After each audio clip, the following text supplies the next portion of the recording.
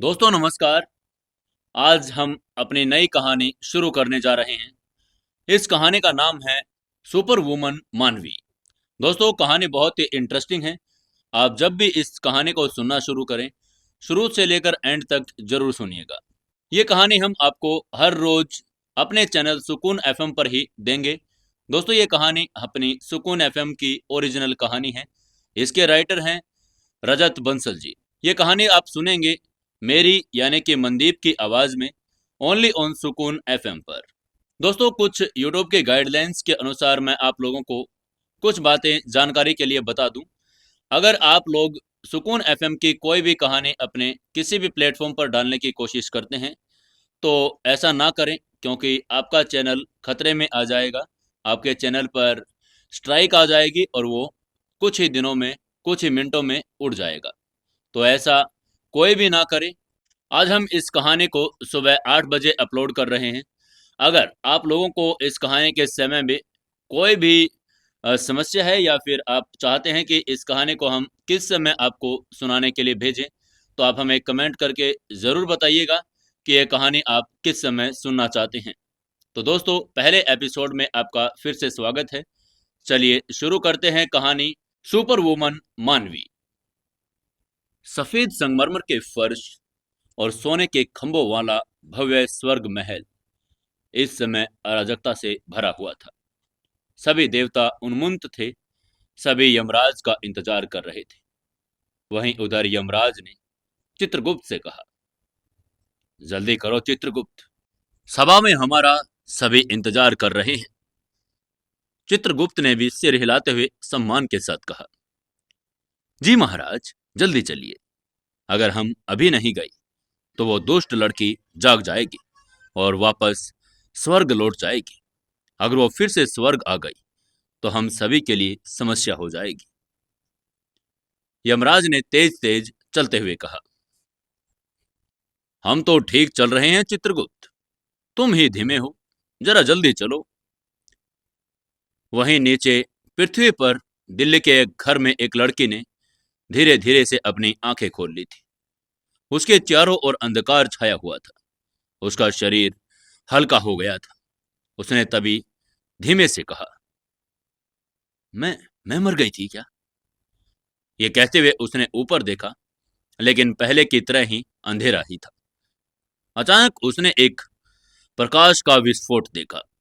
उसको एक सोने का मुकुट वाला गोल मटोल मुस्कुराता हुआ चेहरा दिखाई दिया। उसके मुकुट के पीछे एक कोमल आभा चक्र घूम रहा था। यह बेहद ही पवित्र और सच्चा लग रहा था। मरी हुई लड़की ने उस मुकुट वाले आदमी की तरफ देखते हुए पूछा, आप कौन हैं? उसने अचानक प्रकट हुए इस व्यक्ति को देखकर भौहें चढ़ा ली थी। अगर वो मर गई तो क्या बैलमुख और अश्वमुख को आकर उसे यम के सामने नहीं लेकर जाना चाहिए था? तभी उस मुकुट वाले आदमी ने मुस्कुराते हुए कहा, मेरी बेटी, शक मत करो, तुम सचमुच मर चुकी हो और तुमने अपने जीवन काल में जो पाप किए हैं उसके लिए तुम पहले से ही नरक की तह में भेज दिया जाना चाहिए था। उस गोल मटोल व्यक्ति के सिर के ऊपर एक आभा मंडल चमक रहा था। उसकी मुस्कान बहुत चौड़ी थी। ऐसा लग रहा था मानो वो दुनिया का सबसे दयालु बुजुर्ग हो। तभी उस लड़की ने बेरुखी से कहा, मैं अभी नर्क नहीं गई हूं, और हाँ, मैं आपकी कोई बेटी नहीं हूं। गोल मटोल चेहरे वाले व्यक्ति को पसीना आने लगा। उसका चेहरा थोड़ा अजीब सा हो गया था। जैसा कि उम्मीद थी, इस दुष्ट लड़के से निपटना इतना आसान था नहीं। हालांकि उसने अपनी सारी याददाश्त खो दी थी, फिर भी उससे निपटना उतना ही ज्यादा मुश्किल लग रहा था। अहम अहम, गोल मटोल व्यक्ति ने खांसते हुए अपना चेहरा सीधा किया और गंभीरता से कहा, तुम्हारी दयालु आत्मा और महान प्रतिभा के आधार पर हमने चर्चा की है और तुम्हें अपने पापों का प्रायश्चित करने का एक मौका देने का भी फैसला किया है। हम तुम्हें प्रायश्चित के लिए दूसरी दुनिया में किसी और लड़की के शरीर में भेज रहे हैं। उसकी बातें सुनकर लड़की हैरान रह गई। उसने मन ही मन में कहा, क्या क्या एक दयालु आत्मा, महान प्रतिभा, इनका मतलब क्या है? पापों का प्रायश्चित करने के लिए दूसरी दुनिया में जाना, क्या इसका मतलब है क्या आखिर? और ये लोग मुझे दूसरी दुनिया में क्यों भेजना चाहते हैं? मोटे चेहरे वाले व्यक्ति ने मुस्कुराते हुए आगे कहा, जाओ बच्ची, मुझे उम्मीद है तुम अपनी दूसरी जिंदगी में खुश रहोगी। उसके बाद उस व्यक्ति ने कुछ नहीं कहा, बल्कि हल्के से हाथ हिला दिया। रोशनी की एक किरण उस लड़की की तरफ चमक गई, जिससे उनकी बातचीत की यादें भी एकदम से मिट गई थी। अगले ही पल वो जहां पर खड़ी थी वहां से एकदम गायब हो गई।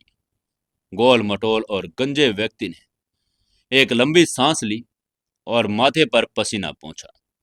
देखते ही देखते उसके आसपास कई देवता प्रकट हो गए। ये सब खिलखिलाकर हंसने लगे थे। उनके कंधे थपथपाने लगे और उनकी प्रशंसा भी करने लगे। यमराज ने अपने अंदाज में हंसते हुए कहा, हा हा हा हा हा, चित्रगुप्त, बहुत अच्छा। अब वह परेशानी पैदा करने वाली लड़की हमसे दूर ही रहेगी। वो गोल मटोल व्यक्ति चित्रगुप्त था, यमराज का दाहिना हाथ। यमराज की बातें सुनकर चित्रगुप्त भी मुस्कुरा नहीं रहा था। हालांकि उसने उसे भगा तो दिया था, पर अगर किसी दिन वो दुष्ट लड़की वापस आ गई तो सबसे पहले वही मरेगा। तभी एक और देवता ने चित्रगुप्त को सांत्वना देते हुए कहा, तुम्हें किस बात का डर है चित्रगुप्त? उसे लौटने के पहले, उसके दैत्य के प्रकट होने से पहले लंबे समय तक साधना करनी पड़ेगी। ऐसा तो हजारों सालों में हो भी नहीं सकता है। तुम चिंता मत करो। और ये सच था। ये सुनकर वो गोल मटोल चित्रगुप्त भी मुस्कुराने लगा। असल में ये सुना था कि चित्रगुप्त ने पृथ्वी की एक दुष्ट लड़की को उसके समय से पहले ही उठा लिया था। जब तक उसको अपनी गलती का एहसास हुआ तब तक बहुत देर भी हो चुकी थी। लड़की के परिजनों ने उसके शरीर को जला दिया था, जिसके कारण वो अपने शरीर में तो वापस जा नहीं सकती थी। इसलिए यमराज और बाकी देवगणों ने मिलकर यह उपाय निकाला कि वो लड़की को पृथ्वी के ही पुराने समय की किसी जादुई दुनिया में भेजने का फैसला किया। वहीं उस लड़की को जब ये पता चला कि उसको उसके समय से पहले ही उठा लिया गया था, तो उसने पूरे यमलोक में तबाही मचा दी थी। इसीलिए यमराज ने उसकी यादें मिटा दी थी। वहीं नीचे पृथ्वी पर दूसरी जादुई दुनिया में एक खूबसूरत गोरी लड़की ने बचकानी आवाज में अपनी स्कर्ट को नीचे समेटते हुए आवाज लगाई, अरे रुक जाओ, मेरा इंतजार तो करो ना। उसकी आवाज सुनकर सभी के रोंगटे खड़े हो गए। वो आगे बढ़ी और एक गायब होती हुई आकृति के पीछे दौड़ पड़ी। वो लंबी और पतली थी, जिसके लंबे और लहराते मेहरून बाल थे जो किसी का भी दिल जीत सकते थे। उसने उस लड़के की आवाज सुनकर भी रुकने या पीछे मुड़कर देखने का कष्ट नहीं उठाया था। हालांकि उसका यह फैसला बिल्कुल साफ था, लेकिन फिर भी वो लड़की उसका पीछा करती रही। जब उस युवक ने पीछे मुड़कर देखा भी नहीं, तो वो लड़की ने और भी तेज उसके पीछे भागने लगी। उसके चेहरे पर अब चिंता की झलक साफ दिखाई दे रही थी। वहीं उस लड़की के पीछे काले कपड़ों वाला एक हैंडसम आदमी भी चल रहा था। उसकी सांसें नियंत्रित थी, कदम बिल्कुल स्थिर थे। उसकी कमर में एक लंबी तलवार बंधी हुई थी। वो किसी की भी भावना के लिए ठंडा और अलग थलग सा था। लड़की के पीछे चल रहा था। सुंदर लड़की ने गुस्से में चिल्लाते हुए कहा, रोहित, सेकंड प्रिंस को रोको, जल्दी जल्दी करो, नहीं तो वो यहां से निकल जाएंगे। वो उस समय पूरे गुस्से में लाल हो गई थी। उसने भागना बंद कर दिया और अपने पीछे चल रहे काले कपड़े वाले युवक को पैर पटकते हुए कहा, क्या तुम अंधे हो क्या? क्या तुम्हें दिखाई नहीं दे रहा कि वो जाने वाला है? जाओ उसे रोको जल्दी। तभी उस सुंदर से युवक ने शांति से जवाब देते हुए कहा, मिस, मेरी ड्यूटी सिर्फ आपको प्रोटेक्ट करना है, उसके अलावा कोई और काम नहीं। उसका स्वर न तो सम्मानजनक था और न ही दबंग। उसकी आंखों की गहराई में नफरत और तिरस्कार भरा हुआ था। लेकिन लड़के ने उसे नजरअंदाज कर दिया। उसका मतलब बहुत क्लियर था। मेरा काम आपकी रक्षा करना है, न कि लड़कों का पीछा करने में आपकी मदद करना। लड़के का चेहरा गुस्से में काला पड़ गया था। वो गुस्से में चिल्लाते हुए बोली, तुम तुम। वो गुस्से में अपने पैर पटकने लगी। एक गहरी सांस लेते हुए आगे बोली, तुमने तुमने मेरे ऑर्डर को रिजेक्ट करने की हिम्मत की। रुको, मैं तुम्हारी शिकायत दादाजी से करूंगी। तुम मेरे बॉडीगार्ड हो, लेकिन तुम्हारा रवैया बहुत घमंडी है। ये कहने के बाद लड़के ने सेकंड प्रिंस के पीछे फिर से दौड़ने के लिए अपनी स्कर्ट का किनारा उठाया। रोहित बिना कुछ कहे भाव शून्य भाव से उसके पीछे पीछे चल पड़ा। इस तरह का तमाशा अक्सर होता था। जब भी यह मूर्ख लड़की किसी हैंडसम से लड़के से देखती थी, तो वो उस लड़के के चारों ओर ऐसे भिनभिनाने लगती थी जैसे कोई मधुमक्खी ताजे फूलों के इर्द गिर्द भिन बनाती है। वो लड़कों को इतना परेशान करती थी कि वो उसको झेल भी नहीं पाते थे। सेकंड प्रिंस को भी इस लड़की ने कई बार परेशान किया था। इस बार वो बस बलदेव से मिलने की कोशिश कर रहा था, लेकिन दुर्भाग्य से वो इस लड़की से टकरा गया था।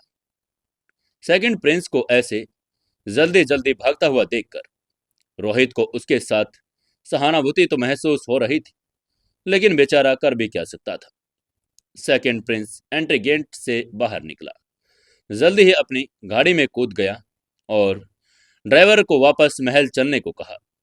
ड्राइवर सेकंड प्रिंस की जल्दबाजी देखकर कंफ्यूज हो गया था, लेकिन फिर उसने एक सुंदर सी लड़की को उसका पीछा करते हुए देखा, तो वो पूरी बात भी समझ गया। तो ये शेखावत परिवार की बेटी थी। हालांकि शेखावत परिवार की ये लड़की पक्षपात तो नहीं करती थी, हर एक लड़के का पीछा बिल्कुल ऐसे ही करती थी, लेकिन फिर भी वो बलदेव शेखावत की पोती थी। ड्राइवर समझ गया था कि स्वाभाविक रूप से सेकंड प्रिंस बलदेव शेखावत को ऑफेंड नहीं करना चाहता था, इसलिए ही वो लड़की से डर रहा था।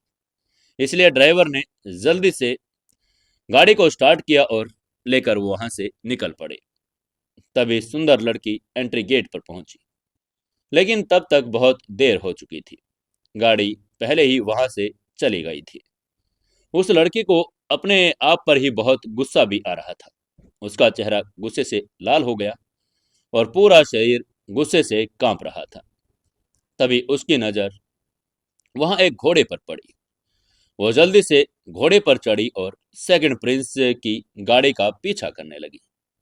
वो बेलगाम घोड़े को बेचारी कंट्रोल भी नहीं कर पा रही थी। रोहित ने ठंडे स्वर में कहा, ओह मिस, ये आपने क्या किया? उसने गुस्से में दांत भींचते हुए फुसफुसाते हुए फिर कहा, क्या ये जिद्दी मर्दों के पीछे भागने की वाली लड़की भूल गई कि इसे घुड़सवारी आती भी नहीं है? ये लड़की इतनी पागल कैसे हो सकती है, वो भी लड़कों के पीछे? हालांकि वो उसे नीची नजरों से देख रहा था, फिर भी उसे उसकी सुरक्षा का तो ध्यान रखना ही था। इसलिए वो उसे पीछे दौड़ने के लिए भी तैयार हो गया। उसने भी घोड़े की तलाश में इधर उधर नजर घुमाई, लेकिन एंट्री गेट पर अब कोई भी घोड़ा बचा हुआ ही नहीं था। इस बीच उस लड़की की परछाई भी छोटी होती जा रही थी। वो उससे दूर निकलती जा रही थी। गेट पर खड़े नौकर भी दंग रह गए थे। उनकी इस नाकाबिल मिस ने शेखावत परिवार का नाम पूरी तरह से कलंकित कर दिया था। घुड़सवारी की बिल्कुल भी जानकारी न होने पर, पढ़ाई में घोर नफरत के कारण वो कुछ भी नहीं जानती थी कि उसे अब क्या करना चाहिए था। यही कारण था कि बलदेव शेखावत उसे बिल्कुल भी पसंद नहीं करता था। तभी रोहित ने अपनी भौहें चढ़ाई और अपनी स्पीड का इस्तेमाल करके उसे पकड़ने ही वाला था। तभी उसने देखा, पीछा कर रही वो जिद्दी लड़की घोड़े से नीचे गिर गई। वो जमीन पर गिरते ही दर्द के मारे जोर जोर से चिल्लाने लगी। वहीं अब तक सेकंड प्रिंस की गाड़ी बहुत दूर जा चुकी थी। रोहित ने भौहें चढ़ाई और जमीन पर पड़ी लड़की के पास जा पहुंचा। उसने देखा कि वो लड़की बेहोश हो गई है। बेहोश मिस को देखकर रोहित की भी भौहें तन गई थी। इस बार यह उसकी गलती थी। उसने कभी नहीं सोचा था कि वह लड़की इतना बेतुका फैसला ले लेगी। मिस को महल में वापस लेकर जाने के बाद सब कुछ अस्त व्यस्त हो गया था। उस लड़की के दादा बलदेव शेखावत आज घर पर नहीं थे, न ही लड़की के पिता घर पर थे। सिर्फ उसकी माँ ही घर पर थी। एक शानदार बेडरूम में एक विशाल सोने के मड़े मुलायम मोटे बिस्तर वाले आलीशान बेड पर वो लड़की लेटी हुई थी। वो अभी भी बेहोश थी और उसका चेहरा पीला पड़ा हुआ था। सुनहरे बालों वाली एक खूबसूरत महिला बिस्तर के बगल में बैठी थी। उसके चेहरे पर चिंता साफ झलक रही थी। दोनों के एक जैसे नैन नक्श से पता चल रहा था कि वो खूबसूरत महिला उस लड़की की माँ अभिलाषा शेखावत थी। अपनी मूर्ख जिद्दी बेटे के विपरीत अभिलाषा एक दयालु और नेक दिल महिला थी। वो बिस्तर पर पड़ी लड़की को लेकर चिंतित और पूरी तरह हार मान चुकी थी। उसकी ये बेटी परिवार में किसी को पसंद नहीं थी, यहाँ तक कि उसके पिता, दादा या भाई को भी नहीं। वे सभी उसे बिल्कुल नापसंद करते थे और ये सब उसकी पर्सनैलिटी की वजह से था। कोई नहीं जानता था कि उसका व्यवहार किसके जैसा था। तभी एक डॉक्टर वहां आया और ध्यानपूर्वक जांच करने के बाद इस नतीजे पर पहुंचा कि लड़की बिल्कुल स्वस्थ है, ठीक है। उसे बस होश में आने के लिए थोड़ी सी मेहनत करनी पड़ रही थी। तभी रोहित ने अपनी गलती कबूल करते हुए अभिलाषा से कहा, मैडम, ये सब मेरी गलती है। मैं मिस की रक्षा करने में नाकाबिल रहा। उनकी इस स्थिति का जिम्मेदार मैं ही हूँ। प्लीज मुझे माफ कर दीजिए। उसने अपना सिर नीचे कर लिया था।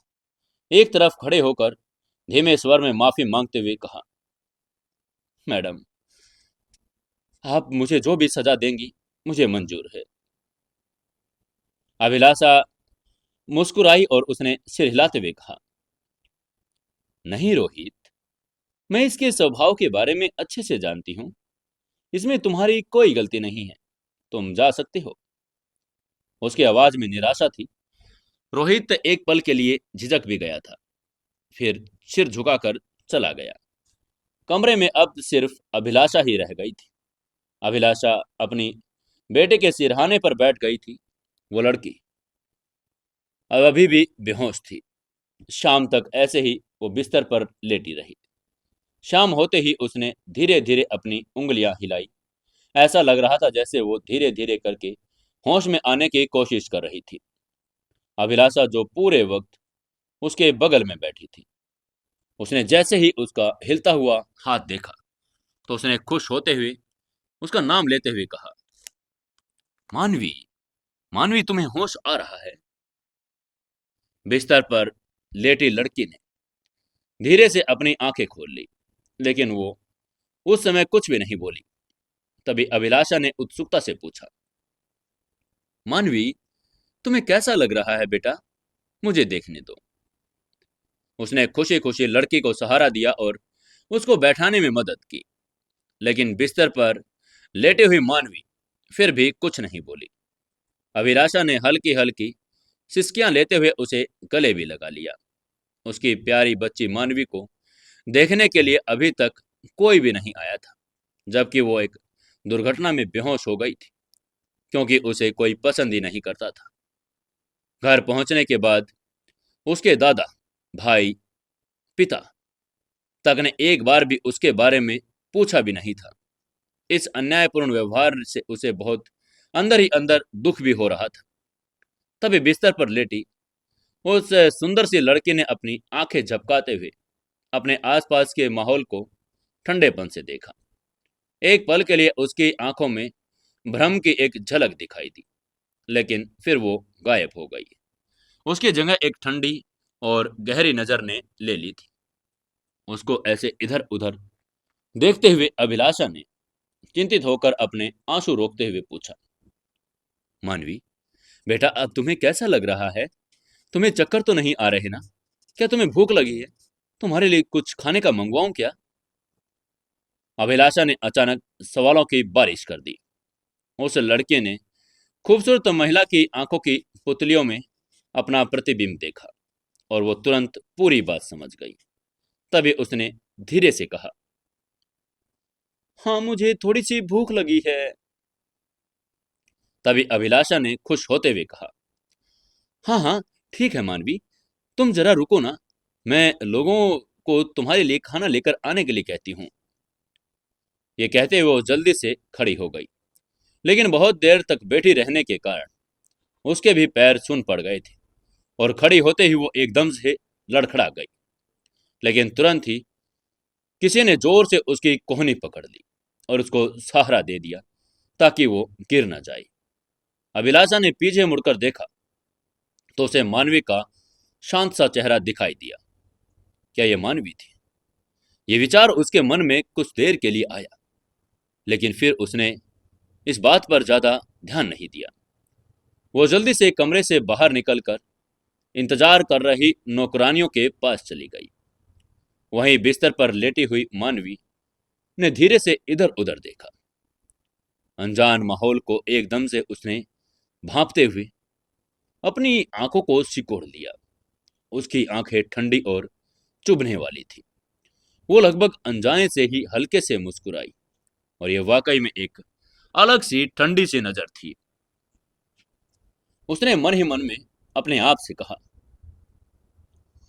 ये मुझे ऐसा क्यों लग रहा है कि जैसे मैं सचमुच में मर चुकी हूं और मेरी आत्मा किसी दूसरी दुनिया में आ गई है।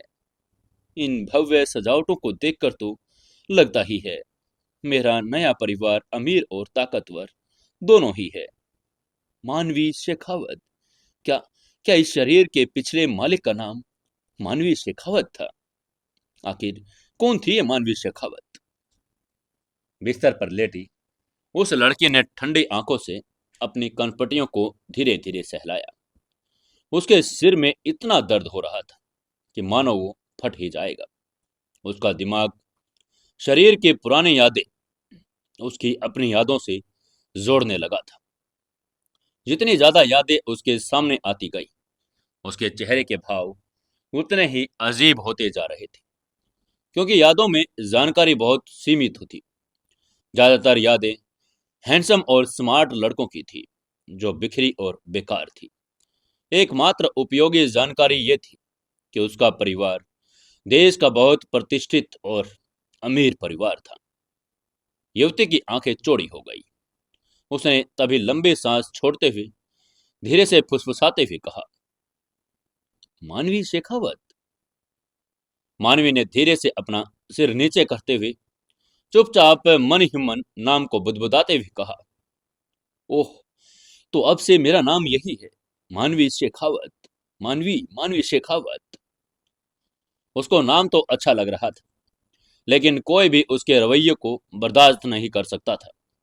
उसकी यादें हैंडसम लड़कों द्वारा ठुकराए जाने और बेवकूफी भरी थी। अभी कमरे का दरवाजा अचानक जोर से खुला। जोरदार आवाज सुनकर मानवी ने दरवाजे की तरफ देखा तो दरवाजे पर एक लड़की खड़ी थी। दरवाजे पर खड़ी लड़की पहले वाली औरतों से बहुत ज्यादा खूबसूरत थी। मानवी ने कम उम्र में ही वो लग रही थी, हालांकि उसके चेहरे पर नफरत और तिरस्कार भरे भाव थे जो उसकी कम उम्र से मेल नहीं खा रहे थे। मानवी ने अपनी आंखें थोड़ी सी सिकोड़ ली, क्योंकि उसकी यादों में वो उस लड़के से बहुत डरती थी। यह उसकी छोटी बहन मोहिनी थी, जो एक प्रतिभाशाली जादूगरनी थी। क्योंकि वो केवल अभी 12 वर्ष की ही थी, लेकिन फिर भी वो पहले से ही एक उन्नत जादूगरनी बन चुकी थी। उसके असाधारण कौशल के कारण ही उसे सनराइज इंस्टीट्यूट के प्रिंसिपल ने तब चुना था जब वो 5 वर्ष की थी। उनके कुछ छात्रों में से एक बनने का उसने वहां पर मौका दिया था। इससे बलदेव शेखावत अविश्वसनीय रूप से खुश भी हो गए थे। प्रतिभाशाली छोटी मोहिनी अपनी बहन मानवी से हमेशा नफरत करती थी। क्योंकि उनकी माँ ने उससे ज्यादा प्यार मानवी को दिया था। और ये अजीब नहीं था, क्योंकि मोहिनी एक टैलेंटेड बच्ची होने के नाते अपने दादा, पिता और भाई का खूब प्यार पाती थी। इसलिए उसकी माँ मानवी के साथ ज्यादा समय बिताती थी, जिससे कोई भी पसंद नहीं करता था। मोहिनी ने अपना सिर गौर से ऊपर उठाते हुए बिस्तर पर लेटी मानवी को तिरस्कार भरी नजरों से देखते हुए मन ही मन के कहा, तुमने शेखावत नाम को बहुत बदनाम कर दिया है, सिर्फ इसीलिए कि तुम एक लड़के का पीछा करते हुए घोड़े से गिर पड़ी और इस हालात में पहुंच गई हो। क्या है आखिर तुम्हारे दिमाग में? वो बिस्तर पर गई और उसने आंखों में द्वेष की एक झलक चमका दी। उसने अपना चेहरा मानवी के चेहरे से सटा दिया। उसने धीमी और जहरीली आवाज में फुसफुसाते हुए कहा, मेरी प्यारी बड़ी बहन, तुम आखिर घोड़े से गिरकर मर ही क्यों नहीं गई? मानवी चुपचाप अपने सामने खड़े खूबसूरत से चेहरे को देख रही थी। किसने सोचा था इतना मासूम से दिखने वाला चेहरा इतना बुरी बात भी कह देगा। मोहिनी ने मानवी के शांत चेहरे को देखा और वो दंग रह गई। आमतौर पर उसकी बेवकूफ बहन उसको देखते ही डर के मारे कांप उठती थी, लेकिन इस समय वो बिल्कुल शांत थी। तभी उनको बाहर से कदमों की आहट सुनाई दी। आवाज सुनते ही मोहिनी की भौहें भी सिकुड़ गई थी। उसने धीरे से कुछ बुदबुदाया और अचानक उसकी हथेली से ऊर्जा की एक छोटी सी किरण निकलने लगी। इससे पहले कि मानवी कुछ कह पाती, मोहिनी ने मानवी की पीठ पर अपनी उंगली रख दी। मानवी को उसकी पीठ में एक भयानक सा दर्द भी महसूस हुआ था। मोहिनी ने मानवी के कान में ठंडे स्वर में फुसफुसाते हुए कहा, माँ को इस बारे में बताने के बारे में सोचना भी मत, और अगर तुमने ऐसा करने की हिम्मत की तो मैं तुम्हें आसानी से छोड़ूंगी नहीं, ध्यान रखना। मानवी की यादों में ऐसा लग रहा था कि पहले भी ऐसी कई घटनाएं उसके साथ घट चुकी थी। मोहिनी ने पिछले मानवी को बहुत तकलीफ दी थी। मानवी ने भाव शून्य होकर अपनी नजरें झुका ली और मोहिनी के पलटने पर भी ध्यान नहीं दिया। तभी दरवाजा धीरे से ही खुला। पहले वाली खूबसूरत ही महिला अंदर झांकते हुए मुस्कुराई। मोहिनी ने खुश से अभिवादन करते हुए उनसे कहा, माँ आप हैं? अभिलाषा ने कमरे में प्रवेश करते हुए मुस्कुरा कर कहा, मोहिनी तुम घर पर हो? मोहिनी ने खुशी से अभिलाषा का हाथ पकड़ते हुए कहा, हाँ माँ, चलो अब खाना खाते हैं। अभिलाषा ने मोहिनी के सिर पर हाथ फेर दिया और धीरे से कहा, नहीं, तुम जाकर खाना खा लो, मैं तुम्हारी बड़ी बहन के पास रुकती हूँ। आज तुम्हारी बहन की तबीयत ठीक नहीं है, तो मैं उसका ध्यान रखने के लिए यहीं पर रुकूंगी। तुम जाओ खाना खा लो। उसकी बात सुनकर मोहिनी ने कहा, ओह। उसकी आंखें कड़वाहट से भर गई थी, लेकिन अभिलाषा ने उस पर कोई ध्यान नहीं दिया। अभिलाषा को बिस्तर की तरफ जाता हुआ देखकर मोहिनी ने चुपचाप और ठंडे स्वर में बिना किसी आवाज के सुने अहंकार भरी और जल्दी से वहां से चली गई। मानवी उसके इस बर्ताव से चौंक गई थी। तभी अभिलाषा बिस्तर के पास बैठ गई और मानवी के हाथों को अपने हाथों में थामते हुए बोली, मानवी बेटा, नौकरानियां जल्द ही खाना परोसने वाली है। मानवी के हाथों ने उसे तुरंत सुकून दे दिया था। कितना कोमल और कितना गर्म स्पर्श था, बिल्कुल वैसे ही जैसे उसके बेटे ने उसका हाथ थामकर उसे खुश रहने के लिए कहा हो। मानवी ने धीरे से कहा, माँ। अभिलाषा ने हल्के से मुस्कुराते हुए कहा, हाँ हाँ बोलो, क्या बात है डियर? अचानक उसके चेहरे के भाव बदल गए। उसने बेचैनी से पूछा, क्या क्या तुम्हें कहीं कोई तकलीफ हो रही है? मानवी ने मुस्कुराते हुए कहा, नहीं नहीं माँ, मुझे कुछ नहीं हुआ है। फिर उसने मुस्कुराते हुए आगे कहा, माँ, आपने भी तो कुछ नहीं खाया है, आपको भी तो भूख लगी होगी ना। अभिलाषा ये देखकर चौंक गई और अचानक बेकाबू होकर उसकी आंखों में आंसू आ गए। ये पहली बार था जब मानवी ने उससे ऐसा कोई सवाल पूछा था। पहली बार मानवी उसके प्रति चिंतित हुई थी। अभिलाषा के खुशी के आंसू देखकर मानवी ने अपनी आंखें नीचे कर ली। उसकी सच्ची भावनाएं उसकी लंबी पलकों में छिपी हुई थी। तभी मानवी की आंखों में एक अजीब सी चमक उठ गई। पुरानी मानवी में मोहिनी की बदमाशी की शिकायत करने की हिम्मत नहीं थी, न ही उसमें पलटवार करने की हिम्मत थी। लेकिन तभी मानवी की आंखें बर्फीली हो गई, क्योंकि उसे अपनी पीठ पर एक बार फिर से मोहिना का किया हुआ वार और उसका दर्द याद आ गया था। ऐसे ही पुरानी मानवी की यादों को याद करते हुए, अभिलाषा के प्यार को महसूस करते हुए पूरी रात बीत गई। अगली सुबह बलदेव शेखावत के महल के सभी नौकर आपस में गपशप कर रहे थे और स्टडी रूम की तरफ अनिश्चित नजरों से देख भी रहे थे। ये कोई बड़ी बात नहीं थी कि बस उनकी मिस का अजीब व्यवहार चल रहा था, लेकिन किसी को भी समझ नहीं आ रहा था कि आखिरकार उनके मिस मानवी शेखावत ऐसा व्यवहार क्यों कर रही थी। दोस्तों, ये हम कल जानेंगे कि अब मानवी के साथ आखिर क्या होगा। क्या इस परिवार में वो अपने आप को एडजस्ट कर पाएगी या नहीं? कैसे बनेगी वो सुपर वुमन मानवी शेखावत? दोस्तों, जानने के लिए जुड़े रहिए अपनी कहानी सुपर वुमन मानवी के साथ। और इस कहानी को मैं चाहता हूं कि आप ज़्यादा से ज़्यादा अपने दोस्तों तक शेयर करें।